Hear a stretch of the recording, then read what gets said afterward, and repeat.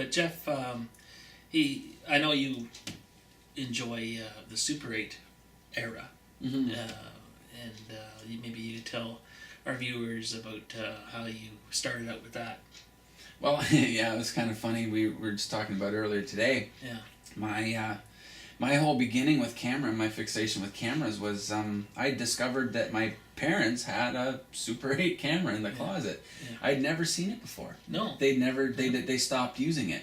Yeah. And so there was boxes of film that they shot when I was a baby. Yeah. But it had been years since they had the thing out and actually functioning. So Oh, I'm like, what is this thing? And I'm looking at it and I was all fascinated by it. Yeah. And of course, you couldn't buy film for it, or if you could, Yeah. it was hard to get. Yeah. And so I would drag out these little movie reels and I'd watch them on. We didn't even have a projector. All we had was this thing. It was like a reel to reel movie editor. It was like a little screen, and you crank the one side and the film would roll through it, and you could see it on this little tiny screen. Yeah. And that was how I watched them. Yeah. And I'd watch them hour after hour after hour, just the same ones, Yeah.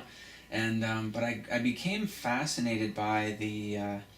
It wasn't even so much the image or the picture. It was the tactile, the touching. It was having the reels of film that. Like that is the one thing that's lacking with video is there's nothing to touch and feel and actually manipulate. Yeah. I agree. It's something about the actual the colors even. Like if it was video doesn't seem to have the exact color as what say a Kodachrome film would have. Yeah, it would have the exact like this gray here. It'd be exactly that way. If you filmed it in all these different video cameras, it'd be slightly off. Everyone's a little different. Yeah, I always different. There's a bit of a joke among techno geeks is that the NTSC, which is the video standard that we have in North America, the joke is that NTSC stands for never twice the same color. Yeah. And because every different editing equipment, every different VCR, every different deck that you play a tape in, or every different monitor that you view it on has a slightly different look. So like this is never going to look the same. Yeah. Twice. No matter what. But there's something about like I know I've heard people talk about the difference between records and CDs, for example. Yes, that's right.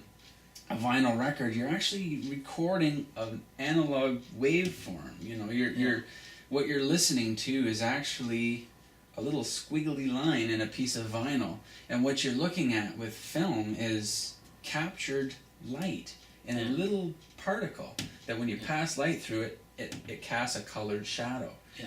When you're looking at video, it's a constructed image based on however you got your TV set and however the camera chose to interpret it. Yeah. So it's a very you're filtering through a lot of electrical stages before you actually get to see what it is that you're looking at. Whereas with film, there's a light bulb, there's the picture that's being projected on the wall, and as I've said so many times, it is what it is. It is what it is. What you're looking at is exactly what. Look at that roll of.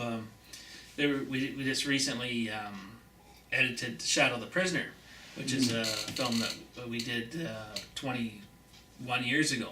91. Yeah, fun that you did. It's funny. I didn't even know this guy at the time, and here we are working on it to finish it together. Yeah, we're working on 22 years later. Yeah. Which is a scene in it with Jeff when he had long hair, and and he's in it just doing a quick little cameo scene, but which was originally shot for another movie. Never finished, and we threw it in anyways. Decided to put it in, in this special edition, but.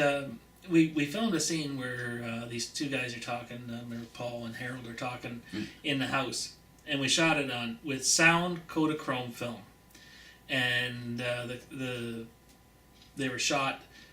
The first roll went in, and it went all the way through, and for some reason the same film, Kodachrome with sound, Super 8 film, was put in again, and it was slightly brighter than the first one. And it's weird. Same type of film, same type of stock. It's just maybe a little bit was different. Maybe the chemicals different batch, probably. When I was in film school, there was Actually, it wasn't so much in film school. It was a lot of the reading that I did in a lot of the books. And there's if you're going to be shooting film professionally, it's very important that you buy the same batch of emulsion, because the stuff that gets on the film from batch to batch can vary slightly, and you'll get a color shift or you'll get a brightness shift, like what you're talking about, like the batch number, the roll number, the slit number, all these things that you have to keep in mind when you're buying film. And so like for the independents, or if you're buying Super 8 or something like that, you know, if you're working with film, you know, be prepared to have subtle shifts in color and contrast and stuff like that from batch to batch, because they're never the same. They're not the same either, because it's a bunch of chemicals that are sprayed onto a piece of plastic and dried out, and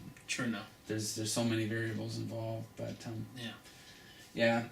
video has definitely come a long way since the old days of the Video 8 cameras and stuff like that. And I think that color is a lot more easily manipulated now, which is nice. So like what you're talking about, we were actually able to balance the lighting between two different film stocks. Yes. Not different film stocks, but different batches, probably different reels of film. And we were able to make it look the same. Yes. But that's digital media. That's the digital domain now. We finally got into it, and you know, it's been able to do it. And